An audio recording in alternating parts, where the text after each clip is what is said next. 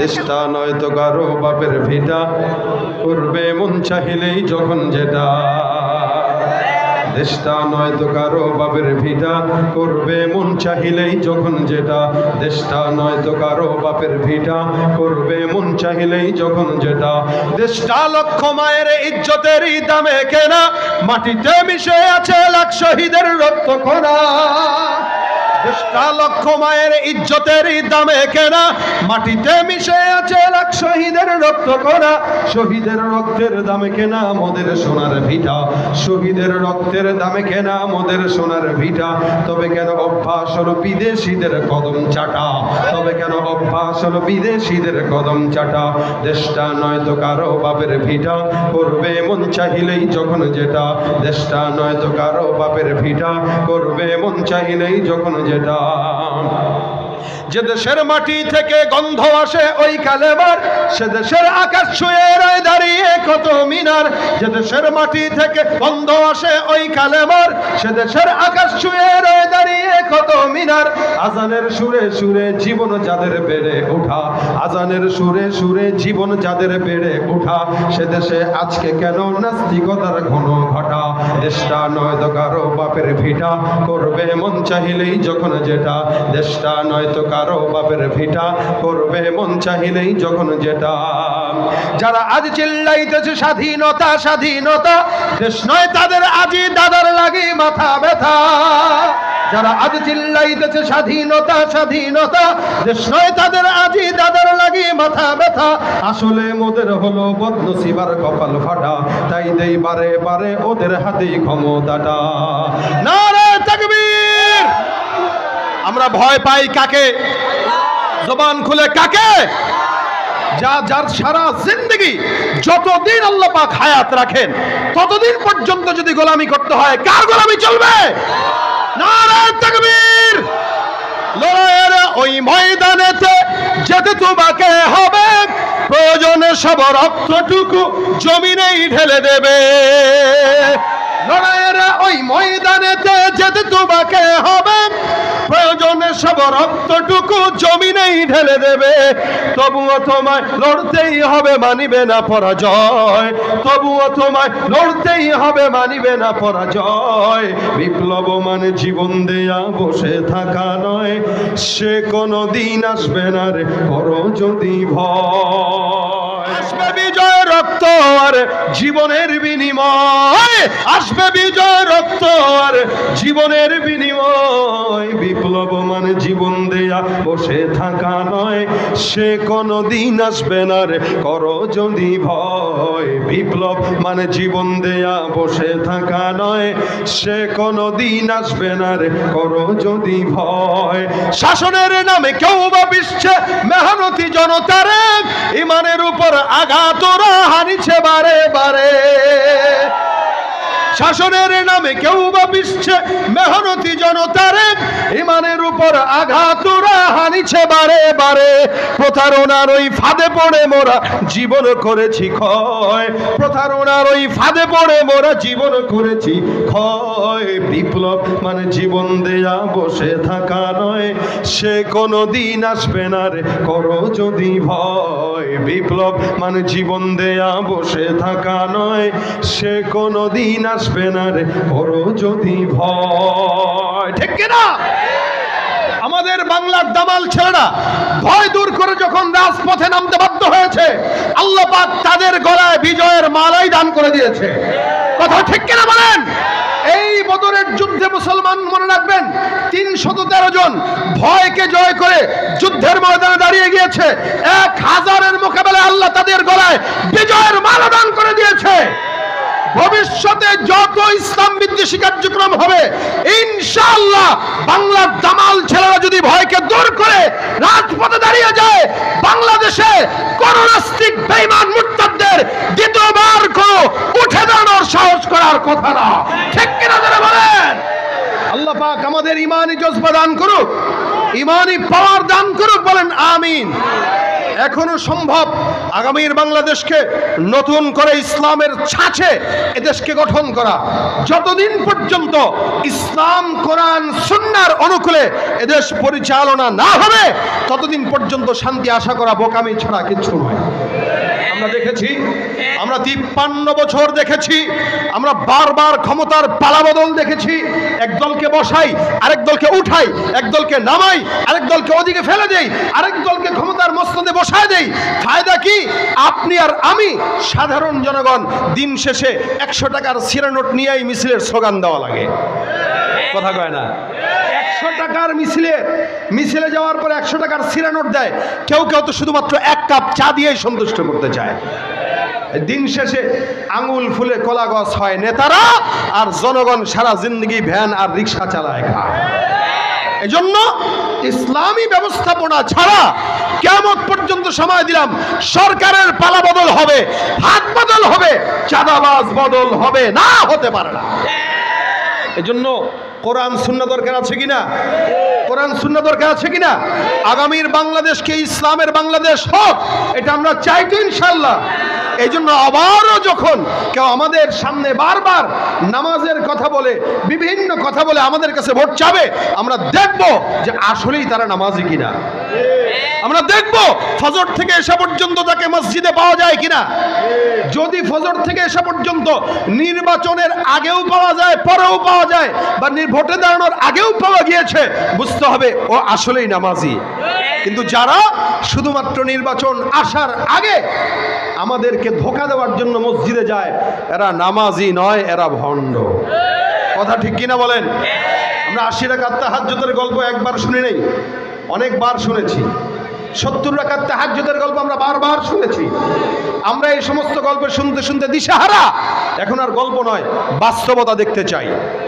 যার কপাল মসজিদে যায় না, বাংলাদেশের হালত তো এরকম। ফজরের নামাজ এমন অবস্থা, মসজিদের দিকে তাকাইলে মনে হয় এদেশের সব নাস্তিক ভরা, আর জুমার নামাজের দিকে তাকাইলে মনে হয় এদেশে মুসলমান আর মুসলমান ভরা। কেন? ফজরের নামাজে 10 জনকে খুঁজে পাওয়া যায় না, আর জুমার নামাজে 5 তলা মসজিদ পর্যন্ত ভরপুর। তার মানে এদেশের মানুষ শুধুমাত্র এটাই শিখেছে যে জুমার নামাজ পড়া লাগবে, এর বাইরে কোনো নামাজ নেই। কি বলেন? আসলে কি জুমাই ফরজ, নাকি ফজর থেকে এসা পর্যন্ত প্রত্যেকটা নামাজ ফরজ? ঠিক কিনা? এই হালত যদি হয়, তাহলে যারা ক্ষমতায় বারবার যায় এরা কশ্চিন কালেও ক্ষমতার পালাবদল আনতে পারবে না, যতক্ষণ আল্লাহর কোরআন রাসূলের সুন্নাহ মোতাবেক এই দেশ পরিচালনা না হবে। আল্লাহ পাক আগামীর বাংলাদেশকে সকল প্রকার নাস্তিক মুরতাদদের দখল থেকে আমাদেরকে হেফাজত করে এই দেশকে আমাদেরকে দান করুক, বলেন আমিন। কিছুদিন আগেও দেখেছি নারীদের স্বাধীনতার নাম দিয়ে কমিশন তৈরি করা হয়েছে। বাংলার দামাল ছেলেরা আওয়াজ তুলেছে, তো সেই কমিশনও বাতিল হয়ে গেছে। ইনশাল্লাহ আশা করি এই কমিশন আমাদেরকে মুসলমানের দেশে উলঙ্গপনা ছড়াতে পারবে? ইনশাআল্লাহ পারবে না। ইনশাআল্লাহ আমরা বেঁচে থাকতে ইনশাআল্লাহ হতে দিব। ভাইরা আমার, এই জন্য শুধুমাত্র 5 ওয়াক্ত নামাজ মসজিদে কপাল ঠোয়ালেই নামাজি বলা চলে না। আপনি আমি মুসলমান দাবি করি, আমাদের কোনো কাজ আছে কিনা বলেন তো? কিছু কাজ আছে কিনা? আল্লাহ পাক কেন পাঠিয়েছেন? পাঠানোর উদ্দেশ্য আমরা সবাই জানি। মা খালাকতুল জিন্না ওয়াল ইনসা ইল্লা লিয়াবুদুন।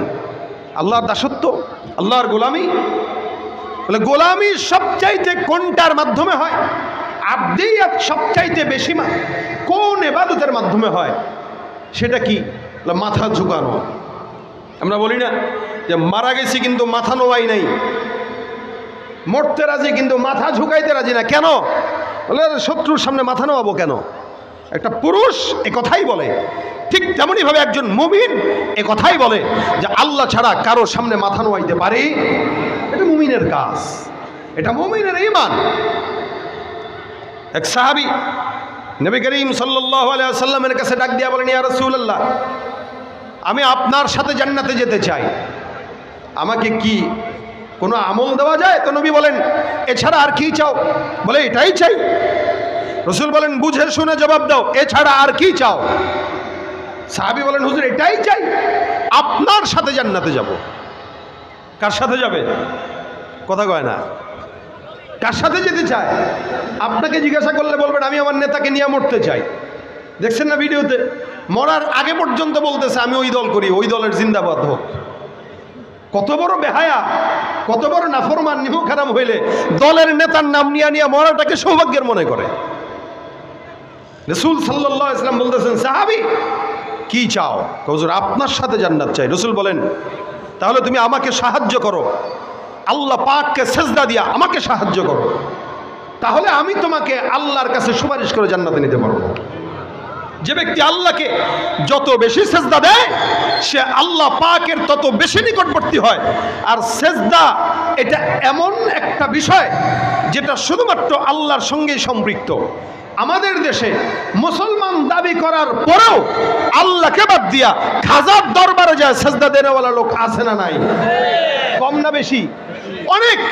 আপনি শাহজালালের মাজারে যায় দেখেন, আপনাদের এই কুষ্টিয়ায় অথবা পাবনা অথবা এই সমস্ত এলাকায় আছে কিনা আমার তেমন জানা নাই। আছে? আল্লাহকে বাদ দিয়া খাজার দরবারে যায়, মাজারে যায়, বাবার দরবারে সেজদা দেয়। আমি এটা তাজিমি সেজদা দিয়েছি। তাজিমি সেজদা বলতে কোনো সেজদা নাই। সেজদা একমাত্র কার জন্য? ওয়াসজুদু লিল্লাহি ওয়া'বুদু। আল্লাহ বলেন ওয়া আনতুম সামিদুন ফাসজুদু লিল্লাহি ওয়া'বুদু। আরে তোমরা তো উদাসীন, উদাসীনতা দূর হবে যদি আল্লাহ পাককে সেজদা দাও। ওয়াসজুদু লিল্লাহি ওয়া'বুদু, সেজদা হবে আল্লাহর জন্য এবং সেজদার মাধ্যমেই তার ইবাদত হবে। আল্লাহ বলেছেন সেজদা হবে কার জন্য? বলেন না জোরে, কার জন্য? মাথা ঝোয়াবো কার দিকে? মাজারে। বাবার কাছে যা আব্বা গো একটা সন্তান দেন। বাবার কাছে যা বাবা গো বউটা বিয়া করছি 10 বছর পাই না, একটা বাচ্চা দেন, ফু দিয়া দেন। তা বউর পেটে ফু দিলে বাচ্চা হয়? কি বলেন আপনারা?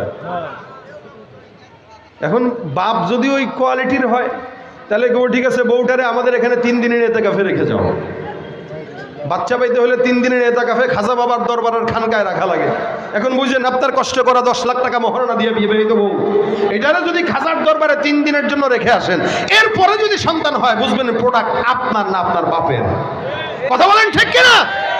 পীরগিরি আর মাজার পূজা চলছে দেশটা জুড়িয়া, শিরকি আর ভণ্ডামিতে দেশটা গেছে ভরিয়া। পীরগিরি আর মাজার পূজা চলছে দেশটা জুড়িয়া, শিরকি আর ভণ্ডামিতে দেশটা গেছে ভরিয়া।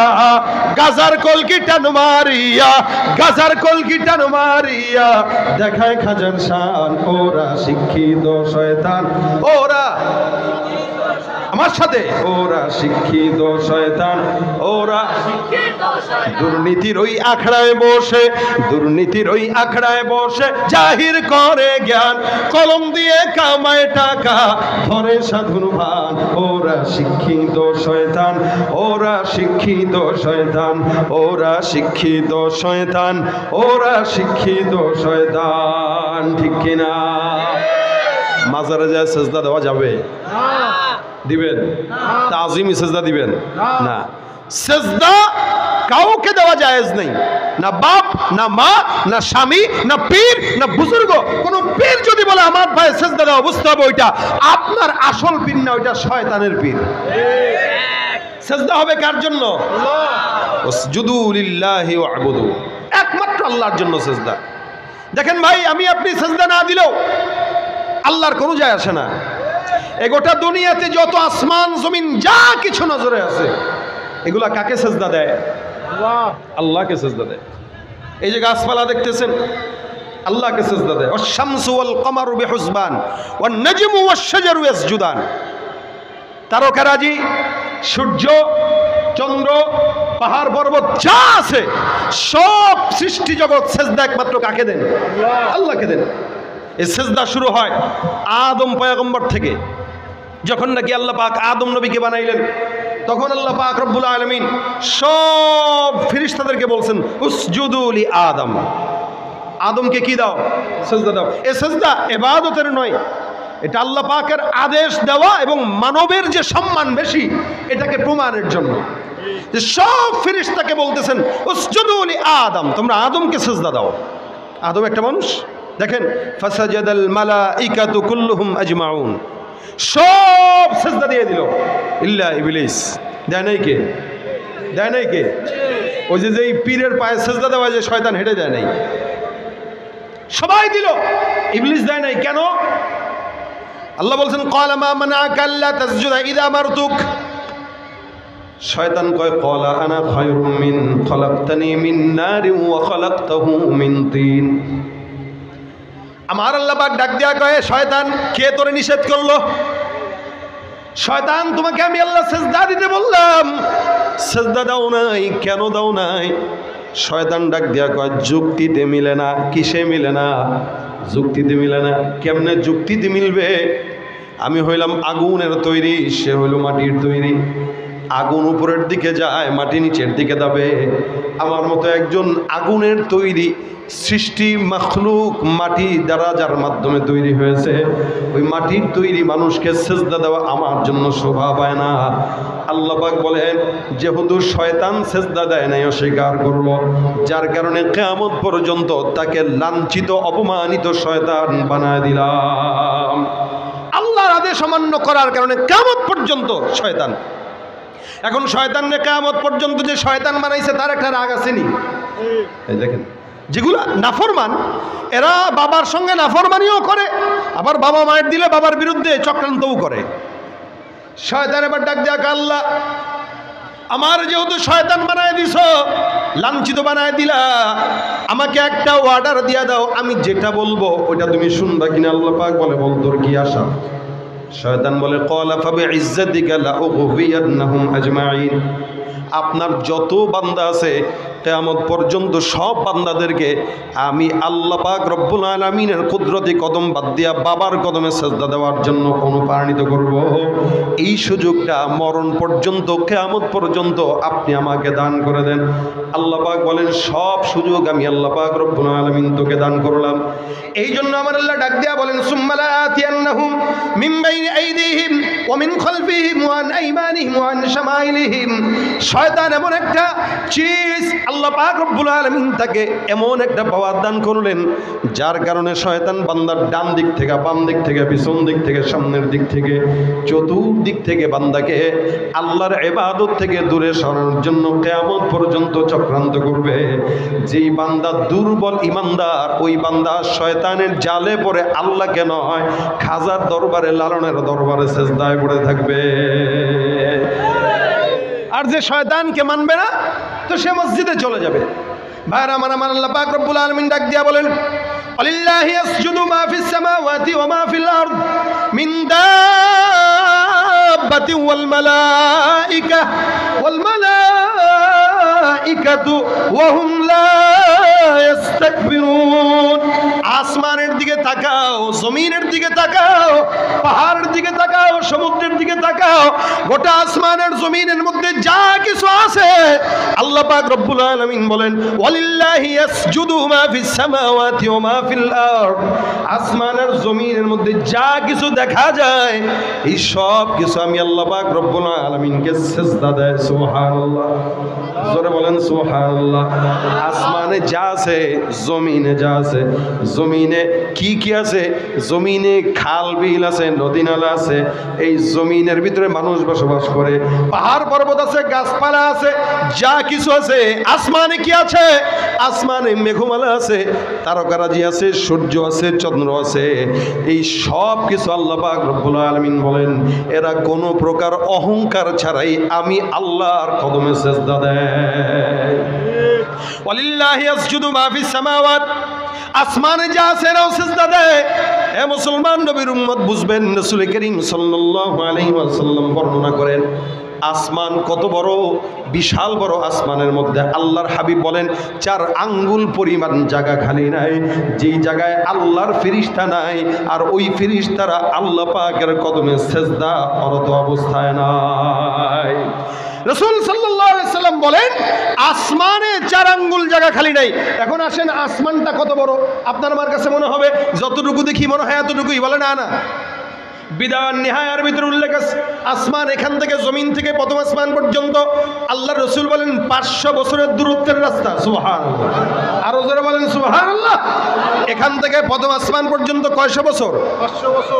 500 বছর যাবার পর প্রথম আসমানের যে পৌরত্ব আছে মোটা, ছাদের একটা মোটা আছে, একটা ছাদ কয় ফুট কতটুকু ঢালাই হয়? 6 ইঞ্চি, 5.5 ইঞ্চি। বলে ওই আসমানের যে ঢালাইটা আল্লাহ দিয়েছেন, রসুল বলেন এই ঢালাইটাও আবার 500 বছরের রাস্তার দূরত্ব। প্রথম আসমানের পর আবার দ্বিতীয় আসমান, ওই দ্বিতীয় আসমান পর্যন্ত 500 বছরের পথ। দ্বিতীয় আসমান আবার যখন মোটা হয় ওটা 500 বছরের রাস্তা। দ্বিতীয় আসমান থেকে তৃতীয় আসমান পর্যন্ত আবার 500 বছরের পথ। তৃতীয় আসমানটাও আবার পৌরত্বের দিক থেকে 500 বছরের রাস্তা। তৃতীয় আসমান থেকে চতুর্থ আসমান পর্যন্ত আবার 500 বছরের রাস্তা। চতুর্থ আসমানের মোটাটাও আবার 500 বছরের রাস্তা। চতুর্থ থেকে পঞ্চম পর্যন্ত 500 বছরের রাস্তা। পঞ্চম আসমানটাও আবার 500 বছরের দীর্ঘায়িত মোটা। পঞ্চম থেকে ষষ্ঠ পর্যন্ত আবার 500 বছরের রাস্তা। আবার ষষ্ঠ আসমানটাও 500 বছরের রাস্তার সমতুল্য মোটা। ষষ্ঠ আসমান থেকে নিয়ে সপ্তম আসমান পর্যন্ত আরো 500 বছরের রাস্তা। সুবহানাল্লাহ। ওখানে আবার সীমান্তের বড়ই গাছের কথা হাদিস উল্লেখ আছে, তারপরে আবার একটা বকরির কথা উল্লেখ আছে, এরপর আল্লাহ পাকের আরশ, তারপরে কুরসি, তারপরে আমার মালিকের স্থান।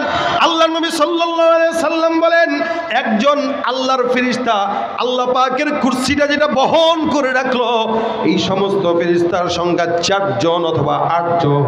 নবী করিম সাল্লাল্লাহু আলাইহি সাল্লাম বলেন আল্লাহর আরশ আর কুরসিটাকে যেই সকল ফেরেশতারা বহন করে রাখলো, একটা ফেরেশতার বর্ণনা আমি তোমাদেরকে দেই, তোমরা বুঝবা। ওই ফেরেশতার কানের লতি থেকে নিয়ে কাঁধ পর্যন্ত 500 বছরের রাস্তার দীর্ঘ লম্বা। বিশাল বড় এই জমিন আসমান, বান্দাদেরকে আল্লাহ পাক জমিনের মালিকানা দিয়েছে, কিন্তু আসমানের মালিকানা কাউরে আল্লাহ দেয় নাই। এই জন্য আসমানের তারকা কেউ বলতে পারে না ওই তারকাটা আমার, কে এটা বলতে পারে না ওই সূর্যটা আমার, চন্দ্রটা আমার। এ মুসলমান নবীর উম্মতের দল, আল্লাহ পাক রব্বুল আলামিন গোটা আসমানের মালিকানা আল্লাহ পাকের কাছে নিয়ে নিলেন, জমিনটাকে বান্দার কাছে দিয়ে দিলেন। আল্লাহ বলেন আসমান আর জমিনের মধ্যে যা কিছু আছে নজরে পড়ে, এই সব মাখলুকাত কেবলমাত্র অহংকার ছাড়া, ভেজাল ছাড়া, রিয়া ছাড়া 24টা ঘন্টা আমি আল্লাহর কুদরতি কদমে সেজদা দিয়া থাকে। সুবহানাল্লাহ, জোরে বলেন সুবহানাল্লাহ। কার জন্য দেয়? কার জন্য দেয়? এ মুসলমান, সেজদা এমন একটা ইবাদত, নবী করিম হাদিস শরীফে ডাক দিয়া কয় আকরাবু মা ইয়াকুনুল আবদু মির রাব্বিহি ওয়া হুয়া সাজিদুন ফাআকসিরুদ দুআ। আল্লাহর হাবিব সাল্লাল্লাহু আলাইহি সাল্লাম বলেন সেজদা এমন একটা ইবাদত, যে ইবাদতটা বান্দা যত বেশি করবে আল্লাহর সঙ্গে বান্দার সম্পর্ক তত গভীর হয়ে যাবে। সুবহানাল্লাহ। ভাইরা আমার, আমরা তো এখন সেজদা দেই, মসজিদে যাই, শুধুমাত্র নামাজ পড়লেই সেজদা হয় বলে না, নামাজের বাইরেও সেজদা। কোরআন তেলাওয়াত করলেন, কোরআনের ভিতরে সেজদার আয়াত চলে আসলো।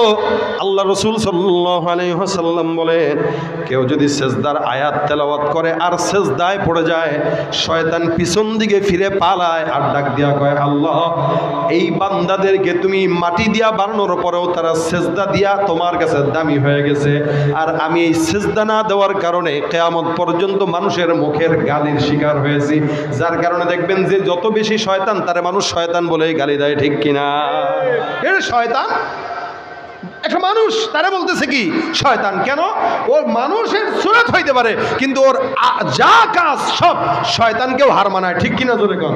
বর্তমান সময় আমাদের দেশের মানুষরা হালুটটা এরকম, এরা শয়তানকেও হার মানায় দিচ্ছে।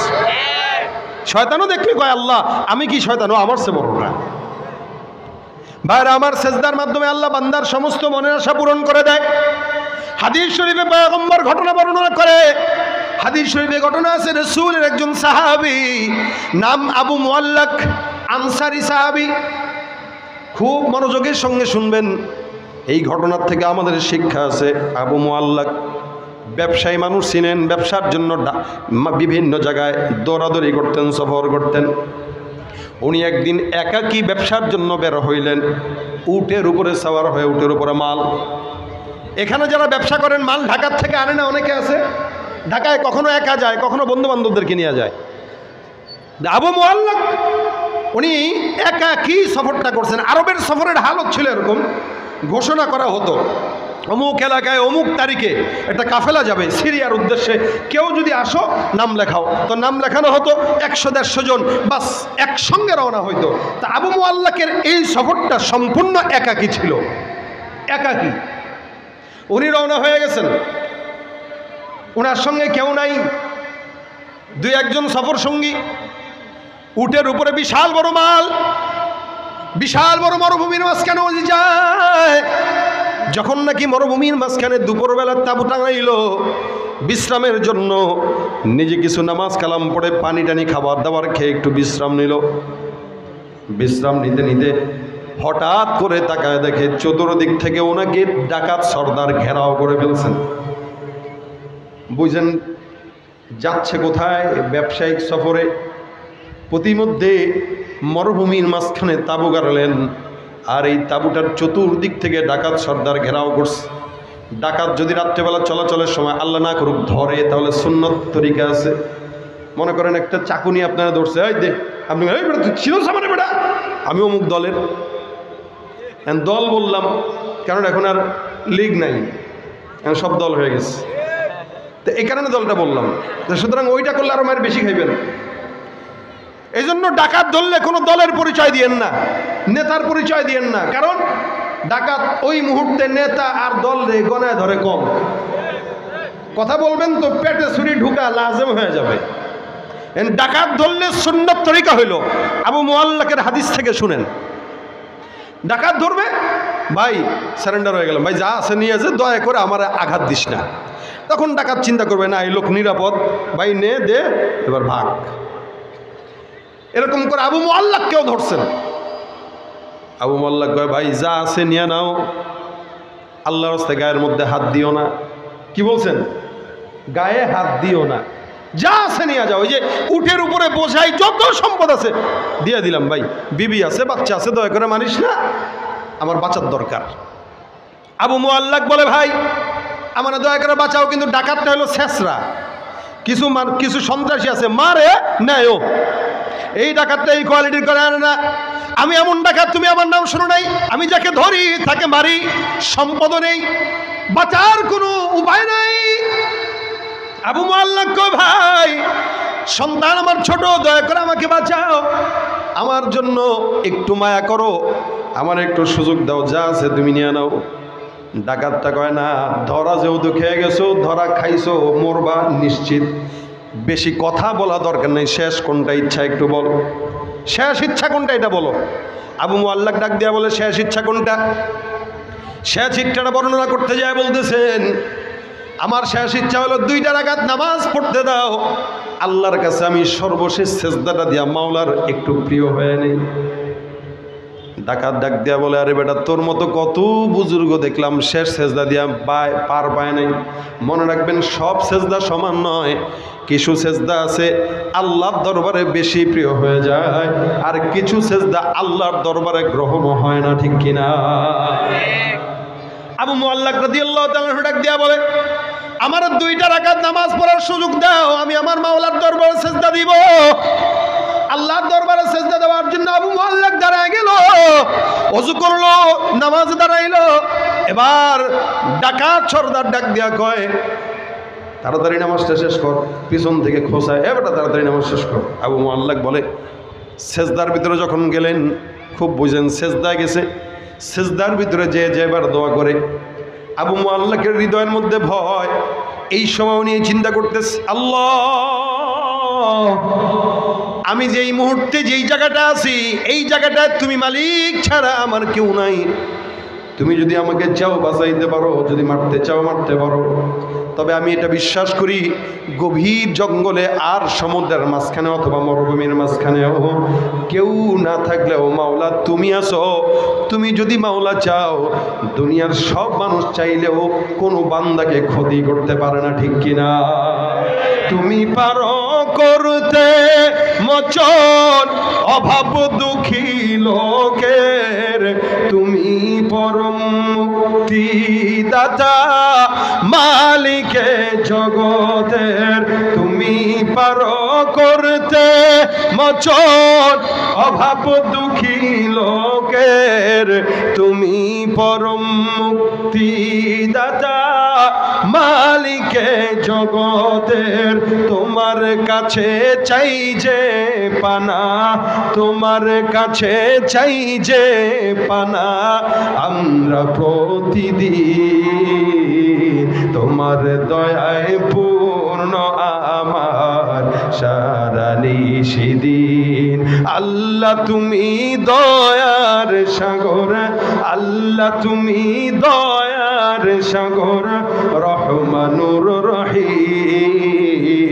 তোমার দয়ায় পূর্ণ আমার সারা নিশিদিন দয়া করেন কে চাওয়া তো লাগে নাকি ভাই আমরাও চাই আপনারাও চান আবার আল্লাহওয়ালা বুজুর্গরাও চায় তাদের দোয়া কবুল করে আল্লাহ আমাদেরটা কবুল করে না কেন বলে আমাদের চাওয়ার ঠিক ঠিকানা নাই আমাদের চাওয়া আল্লাহর মন মতো হয় না এই কারণে আল্লাহ 24 ঘন্টা সিজদায় পড়ে থাকলেও আল্লাহ কবুল করে না আবু মুআল্লাক নামাজের মধ্যে দাঁড়াইলেন সিজদার ভিতরে গেলেন সিজদায় যায় যায় দোয়া করে ইয়া ওয়াদুদ ইয়া ওয়াদুদ ইয়া ওয়াদুদ ইয়া যাল আরশিল মাজিদ ইয়া ফাআলাল লিমা তুরিদ أسألك بعزك الذي لا يرام وملكك الذي لا يضام وبنورك الذي ملأ أركان عرشك أن تكفني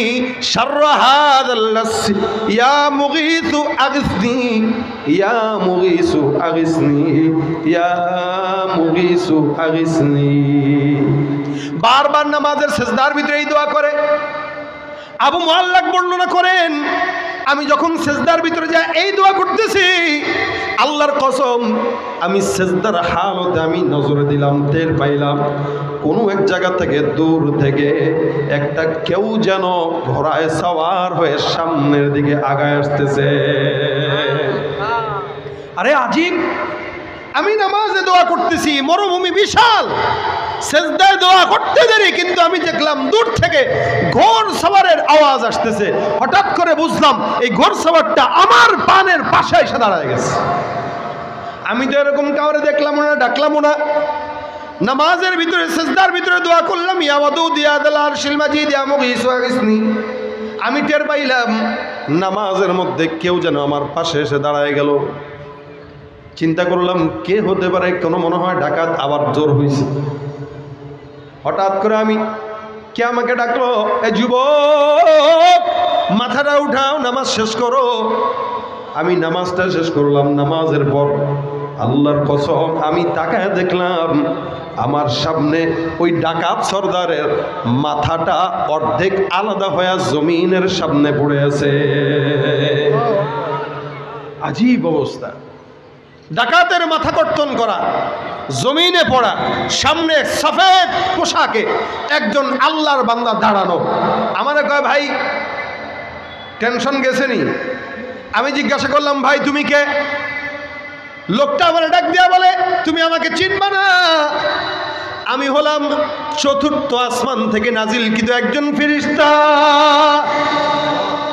আমি জমিনের কোনো বান্দা নয় আমি চতুর্থ আসমানে সিজদারত অবস্থায় ছিলাম হঠাৎ করে ঝনঝনানির আওয়াজ আমার কানে আসলো কেউ মনে হয় জমিন থেকে বারবার পরে ইয়া মুগীস আগিসনি এটা আমার কানে দূর থেকে হাওয়া যেরকম ভেসে আসে এইভাবে আমার কানের মধ্যে ভেসে আসতেছে হঠাৎ করে আমি চতুর্থ আসমান থেকে তৃতীয় আসমানে নামলাম তৃতীয় আসমানে আওয়াজটা আর একটু স্পষ্ট হইল দ্বিতীয়টায় নামলাম প্রথমটায় নামলাম হঠাৎ করে আমার মাওলা আমাকে ডাক দিয়া বলতেছে ফেরেশতার দলেরা জমিনে আমার একজন বান্দা বিপদের সম্মুখীন তোমরা কে আসো ওই বান্দাকে আমি আল্লাহর তরফ থেকে যে সাহায্য করে আসো আমি আমার মাওলার ডাক দিয়া বললাম মালিক ওই বান্দাটার জন্য আপনি আমাকে নির্ধারিত করেন, আমি ওই বান্দার জন্য সাহায্যকারী হিসেবে যেতে চাই। আল্লাহর আদেশে তোমার কাছে এসে এই ডাকাতকে আমি হত্যা করে আমার মাওলার আদেশ পালন করতে চলে আসলাম। সেজদার ভিতরে তুমি যে দোয়াটা করেছো, এই দোয়াটা আল্লাহ পাক রব্বুল আলামিন পর্যন্ত বলছে, আমার আল্লাহ তোমার দোয়া কবুল করলেন। আল্লাহ কবুল করার কারণে তোমার জন্য আসমান থেকে সহায়তা পাঠায় দিলেন। মুসলমান ভাইরা আমার, প্রশ্ন করি, জবাব দেন তো, যে আল্লাহ পাক ১৫০০ বছর আগে আবু আল্লাহকে সাহায্য করলো, ওই আল্লাহ এখনো আছে না নাই? যেই জমিনের ভিতরে এই ঘটনা ঘটেছে ওই জমিন এখনো আছে না নাই? সাহাবায়ে কেরাম ছিল মানুষ, আপনিও আমিও মানুষ। তার নামাজ ছিল, আমাদেরও নামাজ আছে, এখনো নামাজ আছে, তখনও নামাজ ছিল, কিন্তু পার্থক্য আছে না নাই?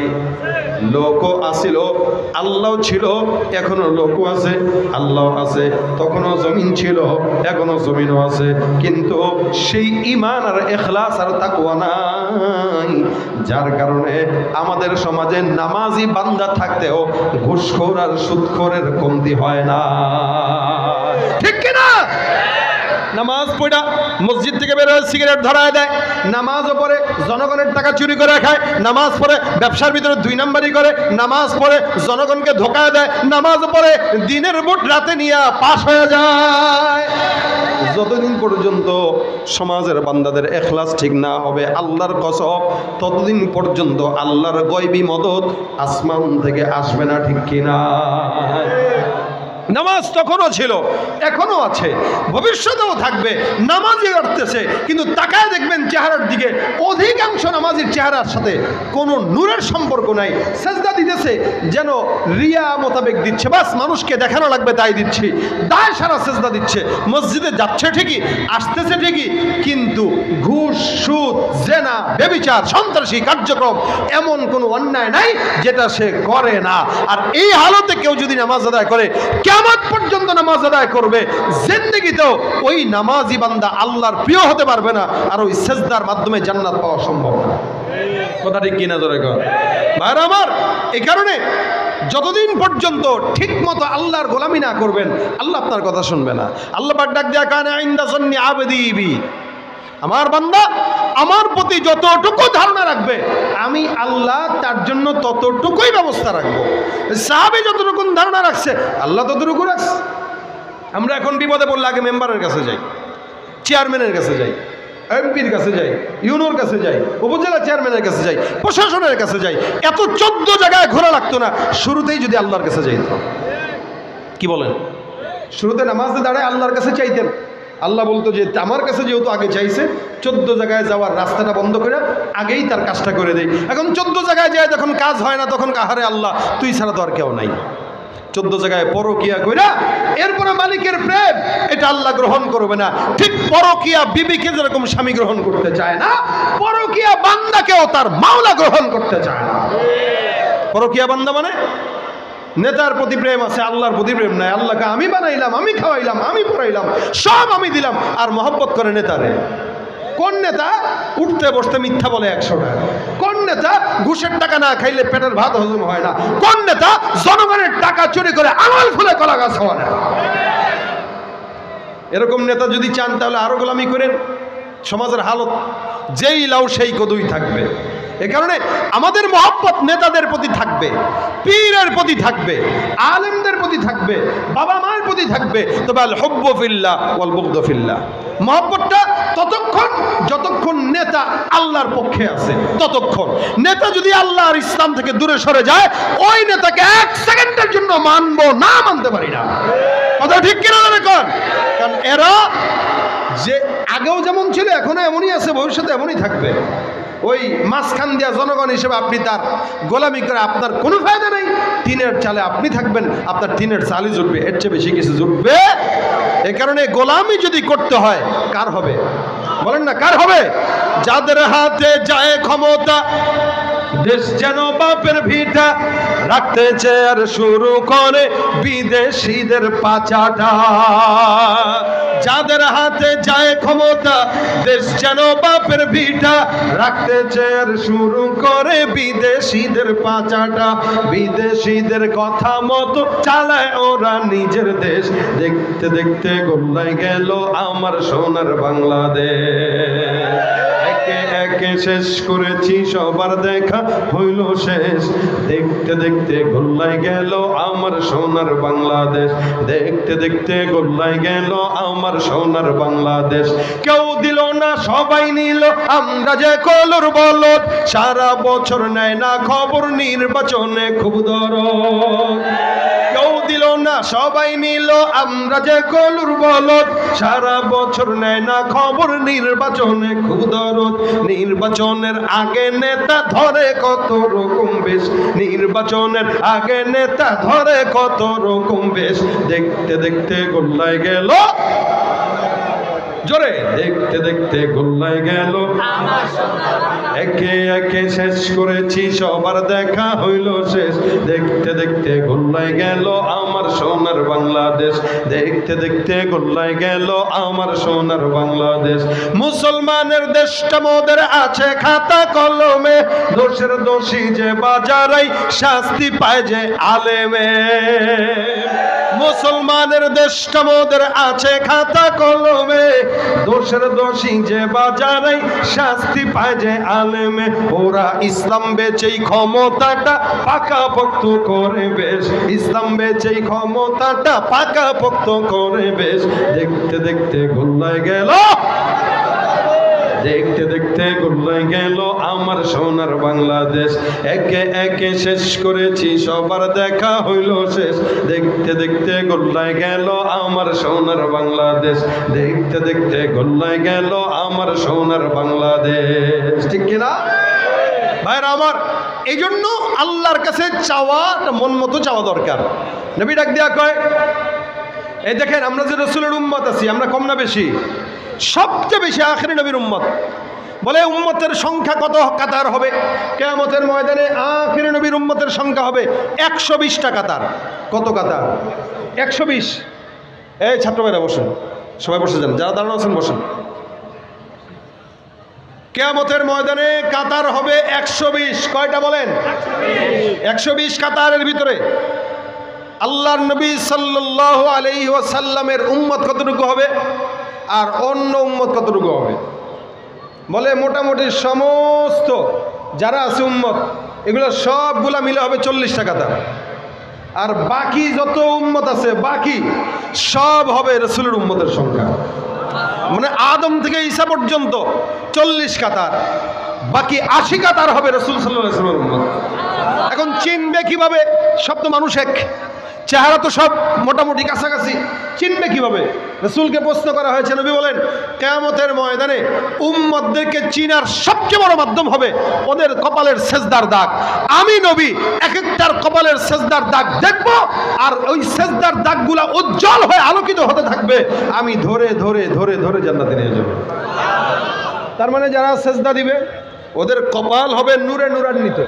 নবী দেখবেন এর কপাল নূর, এর কপাল নূর, এর কপাল নূর, যাও জান্নাতে চলে যাও। আল্লাহ বলেন সীমাহুম ফি বুজুহিহিম মিন আসারিস সুজুদ, এদের চেহারায় সেজদার দাগ থাকে। আর রাসূল বলেন অন্য অঙ্গ প্রত্যঙ্গতে ওযুর একটা নূর থাকবে তাদের। দেখেন কেউ যদি সেজদা দেওয়ার জন্য ওযু করে, ওযু সেজদা এমন দামি জিনিস, কেউ সেজদা দেওয়ার জন্য যদি ওযু করে, রাসূল বলেন ওযু করলে বান্দার বান্দা যখন হাত ধোয় এই হাতের কবজি থেকে যত গুনাহ আছে ওযুর পানির মাধ্যমে বান্দার হাতের গুনাহ আল্লাহ ঝরায় দেন। বান্দা যখন কুলি করে মুখ দিয়ে যে গালিগালাজ করছে, ফাহেসা কথাবার্তা বলছে, তো ফাহেসা কথাবার্তা বলার যে গুনাহ আছে কুলির পানির মাধ্যমে মুখের সব গুনাহ ঝরায় দিবেন। যখন বান্দা হাত ধৌত করবে তো হাত দিয়ে যদি কোনো গুনাহ করে তো এই গুনাহ আল্লাহ পাক ঝরায় দিবেন। যখন পাও ধুবে তো পাওয়ের গুনাহ ঝরায় দিবেন। হ্যাঁ, হযরত ইমাম আযম আবু হানিফা রাহমাতুল্লাহ আলাইহি এক বান্দার এরকম ওযুর পানির সাথে গুনাহ ঝরে যেতে উনি নিজের চোখে দেখেছেন। এটা আমাদের আকাবিরদের চোখ ছিল, অন্তর চক্ষু খোলা ছিল, ওনারা দেখতেন, আমরা দেখতে পাই না। এটা আমাদের দুর্বলতা, ইমানের কারণে। এই জন্য ভাইরা আমার, ওযুর মাধ্যমে আল্লাহ পাক বান্দার ওযুর সব অঙ্গ প্রত্যঙ্গের মাধ্যমে বান্দার গুনাহ দূর করে দিবেন। এরপরে যখন সিজদায় যাবে রাসূল বলেন আকরাবু মা ইয়াকুনুল আবদু মির রাব্বিহি ওয়া হুয়া সাজিদ। মুসা পয়গম্বরকে প্রশ্ন করা হয়, তুমি যে মাওলার সঙ্গে কথা বলো, আল্লাহর সঙ্গে তুমি কেমনে কথা বলো? কথা যখন বলি, এ মুসা, তোমার সঙ্গে নির্দিষ্ট সময় আমি আল্লাহ পাক রব্বুল আলামিন কথা বলি, নির্দিষ্ট জায়গা, নির্দিষ্ট সময়, নির্দিষ্ট কথার বাইরে কোনো কথা নাই। এরপরেও মুসার নাম ওয়াকাল্লামাল্লাহু মুসা তাকলিমা। কিন্তু শেষ জামানায় আমি এমন একদল উম্মত পাঠাবো যারা আখির নবীর উম্মত, আখির নবী মুহাম্মদুর রাসূলুল্লাহ সাল্লাল্লাহু আলাইহি ওয়াসাল্লামের উম্মতরা, ওরা যখন জমিনের মধ্যে আসবে, তুমি মুসা নির্দিষ্ট সময়ে অনুমতি নিয়ে কথা বলো, তবু আমি আর মাঝখানে, তোমার মাঝখানে, মুসা আর আল্লাহর মাঝখানে ৭০,০০০ নূরের পর্দা থাকে। আখিরি জামানার উম্মতরা যখন মন চাবে তখন আল্লাহর সঙ্গে কথা বলবে, মাঝখানে একটাও নূরের পর্দা আল্লাহ রাখবে না। মুসা নবীর সাথে ৭০,০০০ নূরের পর্দার ব্যবধানে আল্লাহ পাক কথা বলবেন, আর আপনার আমার সাথে আল্লাহ পাক সরাসরি কথা বলবেন। মুসা নবী বলেন, আল্লাহ, এই উম্মতটা কারা যারা তোমার সাথে সরাসরি কথা বলতে পারবে? এত পাওয়ার, যখন মন চায় তখন বলবে। কেমনে বলবে? আল্লাহ ডাক দেয়া কয়, নামাজের মধ্যে যখন দাঁড়ায় বলবে আলহামদুলিল্লাহ রাব্বিল আলামিন, আল্লাহ পাক রব্বুল আলামিনের বান্দা ওযু করবে আর নামাজের ভিতরে দাঁড়ায় বলবে আলহামদুলিল্লাহ রাব্বিল আলামিন। ফজর, জোহর, আসর, মাগরিব, এশা, তাহাজ্জুদ, ইশরাক, আওয়াবিন, চাষ, বান্দা যখন নামাজের মধ্যে দাঁড়ায় সূরা তেলাওয়াত করবে, সূরা ফাতিহা, আমার আল্লাহ বান্দার ওই নামাজ, বান্দা নামাজ পড়ার সময় আলহামদুলিল্লাহ পড়ার পর আমার আল্লাহ বান্দার আলহামদুলিল্লাহর জবাব দিয়া, আসমান থেকে আওয়াজ দিয়া বান্দার জবাব দিয়া বলে হামিদানি রব্বি। আল্লাহু আকবার। বান্দা বলে আলহামদুলিল্লাহ রাব্বিল আলামিন, আল্লাহ বলেন হামিদানি রব্বি।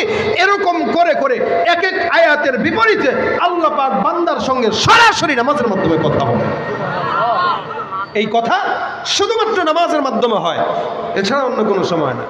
এজন্য নবী বলেন, বেশি নিকটবর্তী হতে চাও তাহলে আল্লাহর কাছে নামাজে দাঁড়ায় যাও। আকরাবু মা ইয়াকুনুল আবদু মির রাব্বিহি ওয়া হুয়া সাজিদ। সেজদা দাও, আল্লাহর নিকটবর্তী হও। আল্লাহ বলেন উসজুদ ওয়াকতারিব, সেজদা দাও, নিকটবর্তী হও। যে যত বেশি সেজদা দেয় ওই বান্দা তত নিকটবর্তী হয়। সেজদা কতক্ষণ সময় দিব? বলে স্বল্প নাকি দীর্ঘ? রাসূল সাল্লাল্লাহু আলাইহি ওয়াসাল্লামের সেজদার ব্যাপারে আছে কানা সুজুদুহু করিবাম মিন কিয়ামি। আম্মা জান্নাহ বলেন নবীর সেজদা এত দীর্ঘ ছিল, এত দীর্ঘ ছিল, স্বাভাবিকভাবে কোনো বান্দা যদি ৫০ আয়াত তেলাওয়াত করতে যতক্ষণ লাগে, আল্লাহর নবীর সেজদা ৫০ আয়াত তেলাওয়াত করার মতো দীর্ঘ লম্বা হতো। সুবহানাল্লাহ। দেখেন, রাসূলের সেজদা ছিল ৫০ আয়াত তেলাওয়াত করলে যতটুকুন সময় লাগে, নবীর স্বাভাবিক সেজদা কখনো কখনো এরকম ৫০ আয়াত সমান তেলাওয়াত সেজদা হইতো। কখনো তো অন্য আম্মাজানরা বলতেন যে রাসূলের সাথে আমরা একদিন নামাজে পিছনে দাঁড়াইছি, তো সেজদায় দিতে দিতে দিতে দিতে কিরে সেজদা দীর্ঘ করতে করতে রাসূল উঠে না। আমরা ভয় পেয়ে গেছি। আমরা নামাজ শেষ করে রাসূলের পা নাড়া দিছি যে নবী আছে কিনা, দেখলাম নবী নড়ছেন, তার মানে নবী আছে, কিন্তু সেজদায়। নবীর সেজদা শেষ হওয়ার পর আমরা জিজ্ঞাসা করলাম, ইয়া রাসূলুল্লাহ, আপনি এত দীর্ঘ সেজদা দিলেন, আমরা সেজদা দিতে দিতে ভয় পেয়ে গেছি যে আমাদের মাথার রক্ত নাক দিয়ে পড়বে, কিন্তু আপনি যে সেজদা দিলেন আপনার তো কিছু হইল না। রাসূল বলেন, আমি তোমাদের মতো না, সুতরাং সেজদা তোমরা দীর্ঘ করো। যে যত বেশি দীর্ঘ সেজদা করবে তার সাথে তত আল্লাহ পাকের তাআল্লুক দীর্ঘ হয়ে যাবে। আর সেজদার মাধ্যমে আল্লাহ বান্দার মনের দোয়া কবুল করেন। কারণ রাসূল বলেন ফাআকসিরুদ দুআ, এই তোমরা সেজদা যখন দিবা তখন সেজদায় ঢুকে বেশি দোয়া করো। সেজদায় যে যত বেশি দোয়া পড়বে আল্লাহ ওই দোয়া কবুল করবেন। রাসূল বলেন ফাআকসিরুদ দুআ, তোমরা সেজদায় গেলে দোয়া করো। ফরজ নামাজের সেজদায় দোয়া করার নিয়ম নাই, বাকি নফল নামাজের সেজদায় যখন যাবেন তখন দোয়া করবেন, রব্বানা আতিনা ফিদ দুনিয়া হাসানা বা অন্যান্য দোয়া পড়বেন আপনার যেই দোয়া দরকার। বিশেষ করে আমি যেই দোয়াটা হাদিসে শুনাইছি, ইয়া ওয়াদুদ ইয়া ওয়াদুদ ইয়া ওয়াদুদ, এই সমস্ত দোয়া যদি কেউ পড়ে তো রাসূল বলেন আল্লাহ পাক তার মনের আশা সেজদার মাধ্যমে বললে আল্লাহ ওই মনের আশা পূরণ করে দেয়। আমরা সেজদা দেই ঠিকই, মুরগির ঠোকরের মতো সেজদা দেই। আমাদের সেজদা আছে ঠিকই, আল্লাহর জন্য না, কোনো মতে ভোট পাওয়ার জন্য, ধান্দামি ভোট পাওয়ার জন্য। আমাদের যা কিছু হয় আমরা আমাদের ধান্দার জন্য করি। আল্লাহর জন্য যদি করতাম তাহলে দুনিয়াও মিলতো, আখিরাতও মিলতো। কি বলেন, ঠিক না? এই জন্য সেজদা তো দেওয়াই লাগে।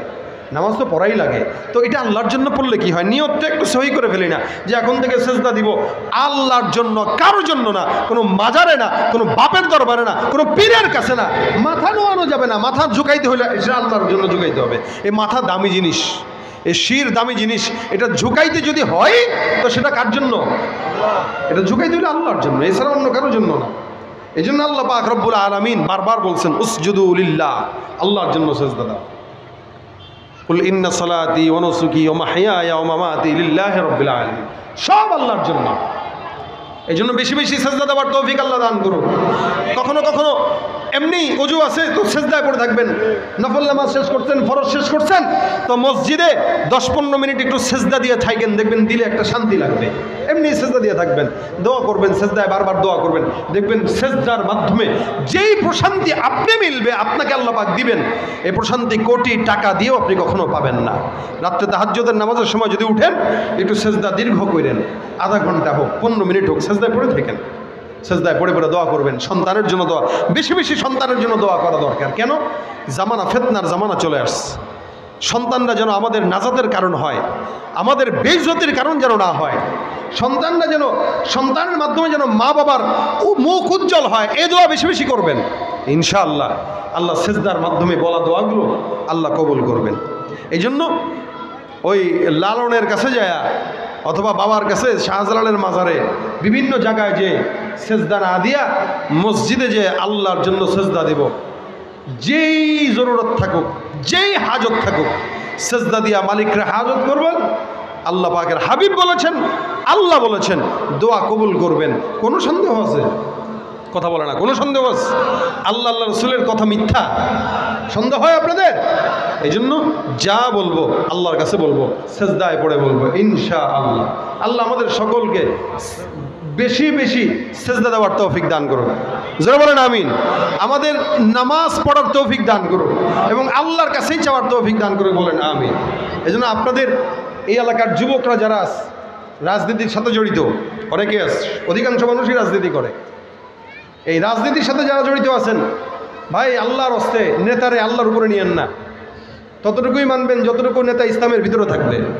যদি দেখেন নেতা চুরি করতেছে, জনগণের টাকা চুরি করে খাচ্ছে, সুন্দর করে নামটা লিস্টে ক্রস চিহ্ন দিয়ে বেরোয় যায়, আরেক নেতা ধরবেন যে নেতা ইসলাম ফলো করে। যদি দেখেন আপনার পীর দাড়ি রাখে না, আপনার পীর নামাজ পড়ে না, পর্দা করে না, বুঝবেন এটা আসল না, এটা ভণ্ড। এই পীর কেউ ক্রস চিহ্ন দিয়ে অন্য জায়গায় যাবেন। হাত্তা তার মা বাবাও যদি ইসলামের বিরুদ্ধে যায়, আপনিও তার বিরুদ্ধে যাবেন। এটা আপনার ঈমান। এই জন্য গোলামি করতে হয়, সেটা আল্লাহর। সিজদা দিতে হয়, সেটা আল্লাহর জন্য। ইবাদত বন্দেগী করতে হবে, সব আল্লাহর জন্য। আল্লাহ পাক আমাদেরকে তার জন্য ইবাদত বন্দেগী করার তৌফিক দান করুন।